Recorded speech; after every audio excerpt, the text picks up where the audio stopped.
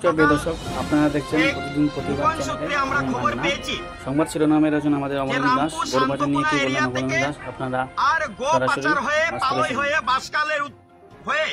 আর বিভিন্ন জায়গায় আর গো পাচারকারীরা গো পাচার করে। এই খবর পাওয়া মাত্রই আমরা সঙ্গে সঙ্গে কাছাড়ের এসপি মহোদয় নুমাল মাহাত্তজিকে আমি স্বয়ং ফোন করেছি এবং মেসেজ করেছি। সাথে বজরং দল তথা বিশ্ব হিন্দু পরিষদের প্রমুখদের সাথে আমার কথা হয়েছে। বজরং দলের কার্যকর্তা আমার সাথে ছিলেন এবং সঙ্গে ডিএসপি হেডকোয়ার্টার থেকে প্রশাসন এসেছিলেন।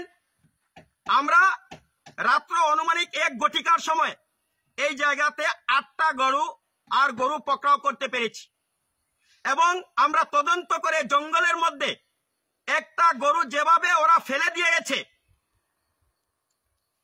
গরুটা কতটুকু বাঁচবে কিনা সেটাও সন্দেহ আছে। এবং আমরা এও শুনেছি এই যে পাচারকারীরা মোট 25টি গরু নিয়ে আসতেছিল।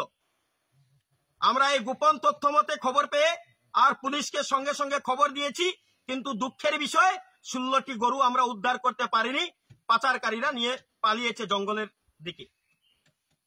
এই যে চক্রে আমরা একটা গাড়ি পেয়েছি, যে গাড়িটির নাম্বার হচ্ছে S11T আর 5996 এল্টো গাড়িতে যে চালক ছিল এবং যারাই ছিল পাচারকারীরা তারা পলায়ন করেছে এবং যারা গরু নিয়ে এসেছিল তারা জঙ্গলের মধ্যে পলায়ন করেছে।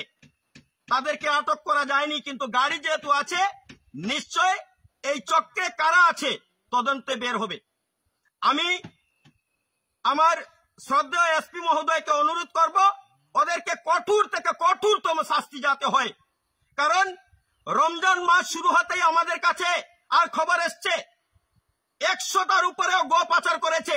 এই যে রামপুর শান্তকুনা এরিয়া থেকে পালই হয়ে বাসকাল হয়ে বিভিন্ন জায়গায় আর গো পাচারকারীরা গো পাচার করছে।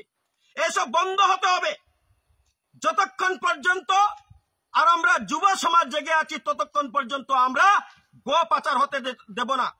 সঙ্গে সঙ্গে আমি ধন্যবাদ দেই নুমাল মাহাত্তজিকে, উনার বলিষ্ঠ ভূমিকা এবং প্রশাসনের বলিষ্ঠ ভূমিকায় আমরা এই গরু আটক করতে পেরেছি। ধন্যবাদ সমস্ত বজরঙ্গী কার্যকর্তাদেরকে যারা আমরাঘাট থেকে এসছেন এবং উনাদেরও বলিষ্ঠ ভূমিকা ছিল, যার জন্য আমরা এই অভিযানে সফল হয়েছি। এবং আমরা আজকে এই মিডিয়ার মাধ্যমে গো পাচারকারীদের বলতে চাই, অতি সত্বর বন্ধ করে দেও, অতি সত্বর বন্ধ করে দেও। যতক্ষণ আমাদের দেহে থাকবে প্রাণ ততক্ষণ পর্যন্ত আমরা যেতে দেব না, এই কাজ করতে দেব না। আমরা লড়াই চালিয়ে যাব, যা করতে লাগে আমরা প্রয়োজনে